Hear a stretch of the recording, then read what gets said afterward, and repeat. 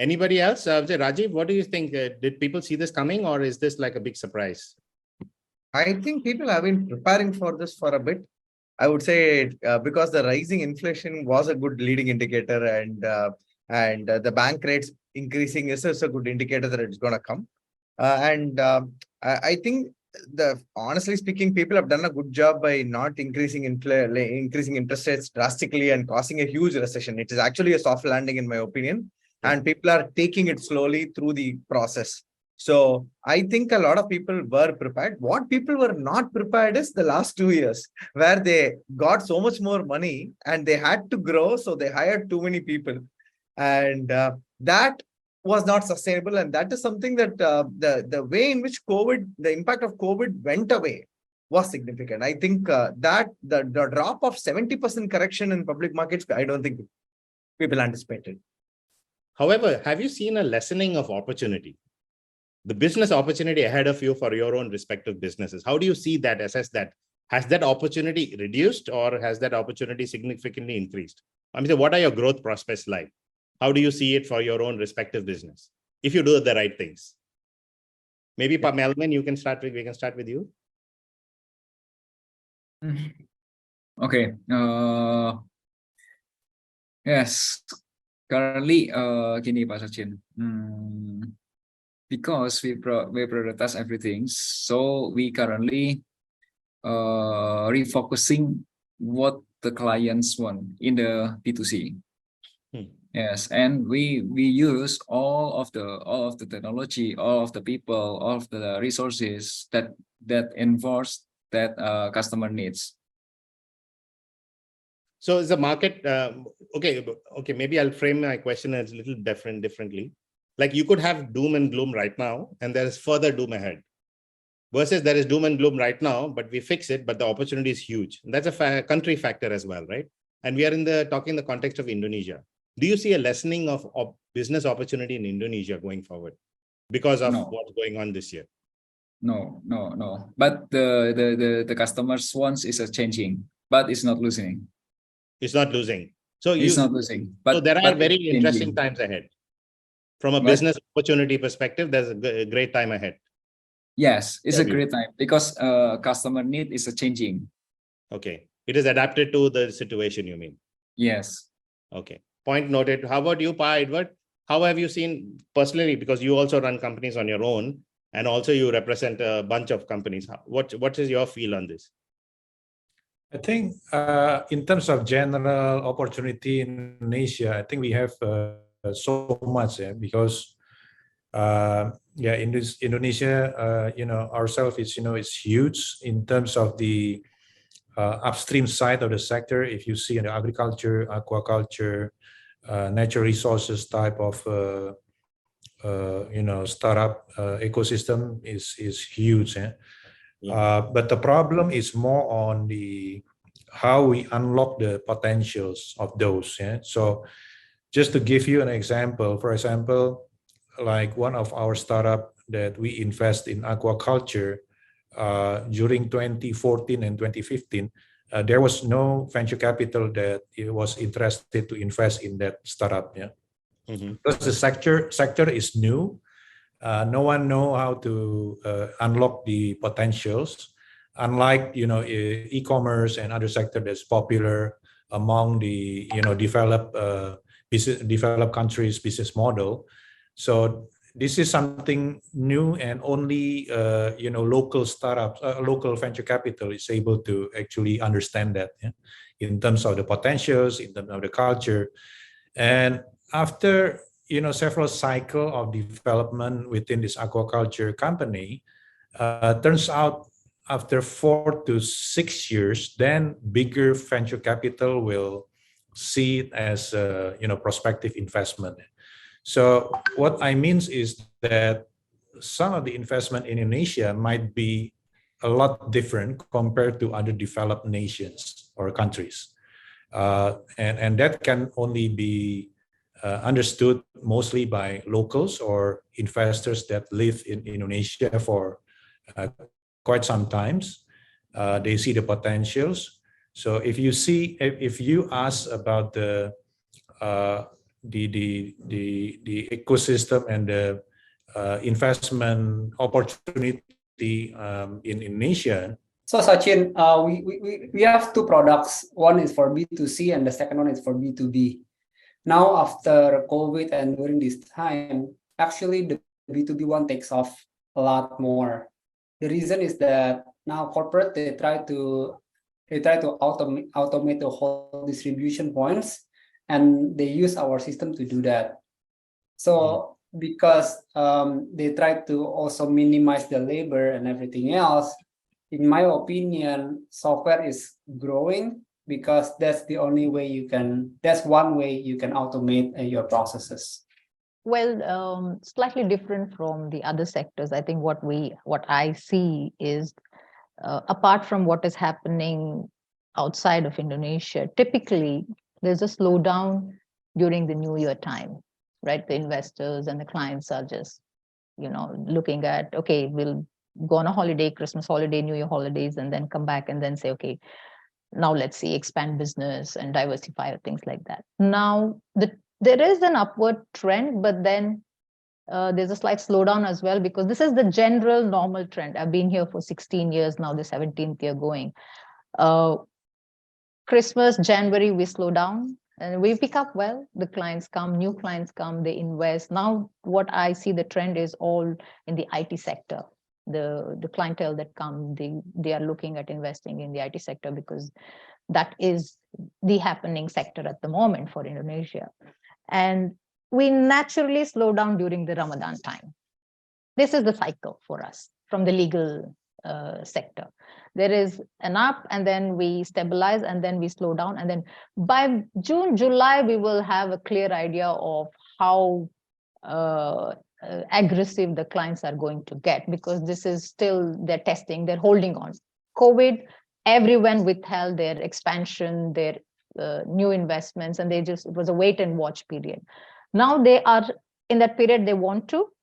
We've had a few new clients coming in for incorporation and expansion and having business, relationship with different ministries and stuff. But I think we'll get opportunity is huge, but we'll get a full clear picture by June. After the period is over, we'll have a full-fledged idea of how, the clients are going to respond to this situation. Okay. However, as talent gets released back into the market with a little bit of reskilling, they are now available for another group of companies to be, hired. And we've seen that the layoffs from the large tech companies tend to benefit the smaller companies who earlier did not have talent. Now they have access to talent because suddenly these people are experienced in the larger companies. They've got network with them. They've got certain skills which the small companies did not have. Maybe the big company did not need that talent, but the smaller companies see it as an opportunity. So I have been speaking to a few companies who have looked at establishing a better team, or and then I know I've met people who have been laid off, who've been looking at, look, this is a great thing. I got a startup idea. Maybe I should jump into startup. But the problem is that availability of capital may be a big challenge, right? So there's a big bunch of factors around this whole thing. But if you were to fast forward 2 years, 3 years, what do you think, in your personal opinion, would be the real impact of these layoffs? Do you see the talent overflow is real, or are we just imagining? Do you see that it might actually help in triggering another big round of digitalization, because now talent is available to more? It's more democratic, right? More people have access to being able to hire, even if it's full-time or part-time, but that talent did not exist or was not available, I would say. If the availability going to impact things as we go down the road in your sectors, in your respective sectors, maybe a little bit from each one of you. Start with Timmy first. Timmy, what's your time? How long more can you stay? Can you just tell me? Yeah, probably last answer if you don't mind. But yes, we'll start with you. Okay.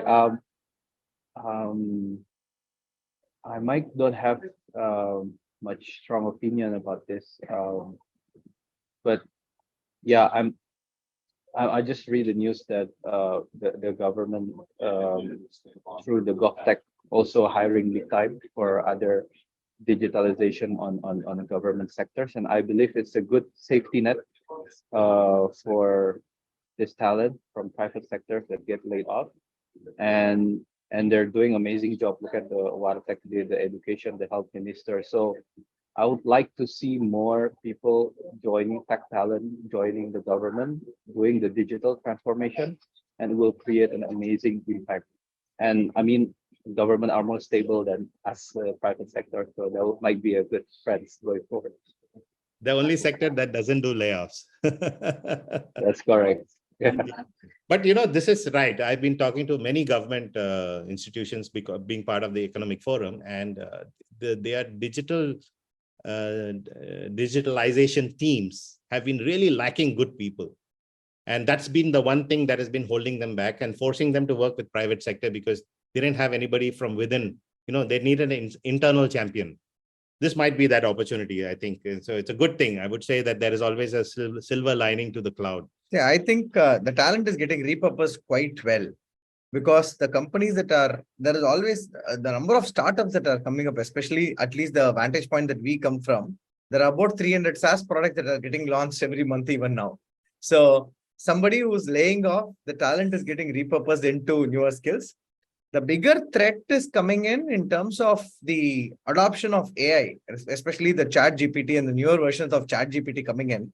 So now what was given for granted, like you need a content writer to create a social post, was granted a few months back. Today, you don't need a content writer, but you need creative people who can create original content or make the AI do the right work for you.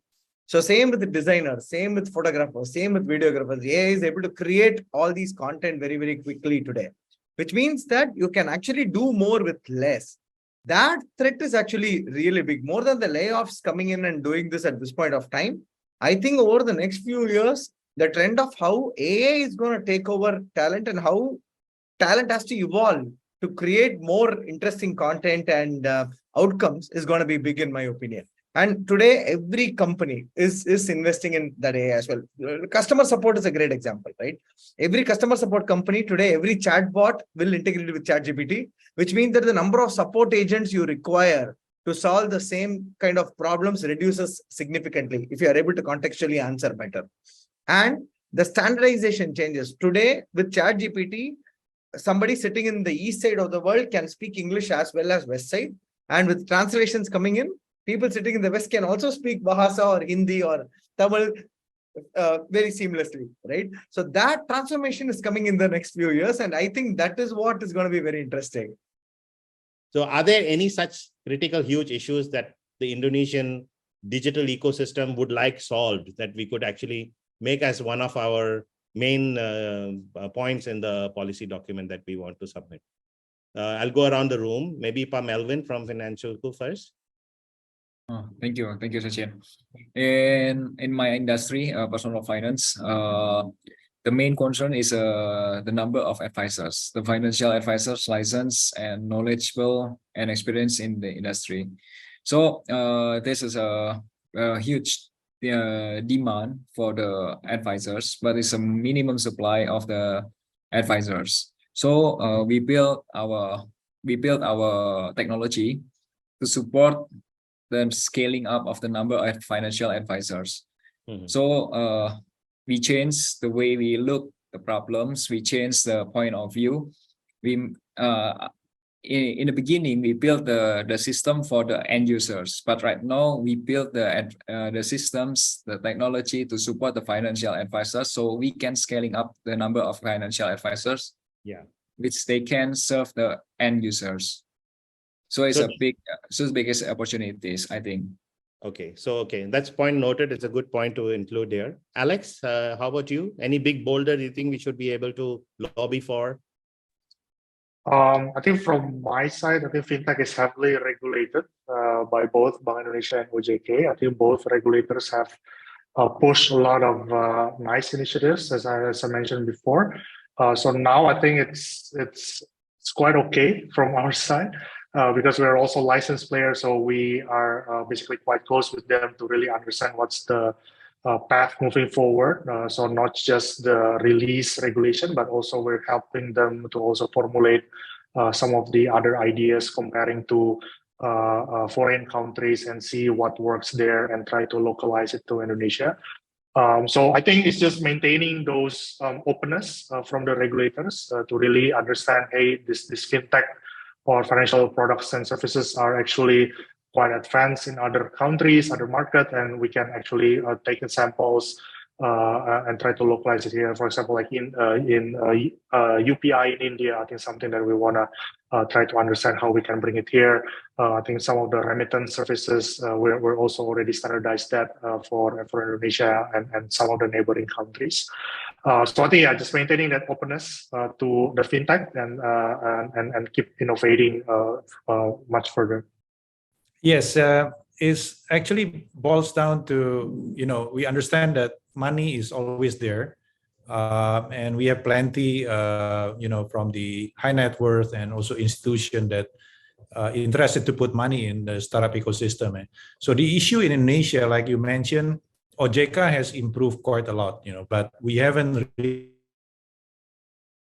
reached to a point whereby the value chain among the, various department, institutions, government institutions work together and improve the bottom line of, increasing the confidence toward the Indonesian jurisdiction. But once we have that, confidence level from the jurisdiction standpoint, and then we can come up with various investment products that relates to the startup investment, I think we should be able to unlock more potentials of our ecosystem here in Indonesia, in the startup value chains. I think for them it's more about the tax issue rather than the regulations. Yeah. Because the tax regulation keeps on changing, and that affects our programs. It's the loyalty points. Yeah. But it's not about the regulation per se. So the tax issues, and in fact, you're saying that the tax issues are, there's no consistency in the approach, or no consistency, and sometimes new rules, and sometimes the rule is there but it's gray. Okay. It's either black or white, so people have to guess. So Seema, what is your view on this? How do you see? Sure, go ahead. Yeah, just to add a bit about the comment from the Taufan. It's true in a way that tax is the issue, but it's also the coordination among the institution, government institution. So I would say that probably having like how do you say that, a special zone, a special economic zone, I think would actually improve or make it more possible for us to combine all the issue that we have in the regulation, tax issue, coordination among institutions. So if we have that, put it in one building, for example, as a economic zone, that would be ideal for us, I think. And that will also help to incubate some of the ideas before they take it to a larger part of the country, right? Yes, exactly. Yeah. Now, the challenges that I face during my day-to-day operations of, helping clients is technical issue. Like the previous question you had was that, what do you do if there is layoff? I think the suggestion was that the government should absorb, rightly so, because to resolve the technical issue, it's taking a long time, which actually defeats the purpose of digitalization. We're back to going to the departments and asking them where the issue is, and sometimes they're not able to answer because the one to resolve the issue, the technical assistance, is outsourced. So that delays the whole process and the purpose of digitalization. So my colleague was saying, Miss, this comes down to hybrid. You have to, your submissions are online, is digitalization, but then you get stuck because of technical issue, which is not resolved for weeks together, and then you're back to square one. So the suggestion from our side would be to ensure that these technical issues that the users face should be resolved, and they should have in-house talent to resolve such issues rather than being outsourced to third parties, because that delays. So the challenging part is that someone understands the subject, someone understands the software, but they're two different people, and I'm the user. There's no coordination to resolve this issue. That's a good point, actually. Yeah. And you just made a good case for more SaaS products to be here, because these are all, government is a big user of SaaS, and they should be using solutions that already exist.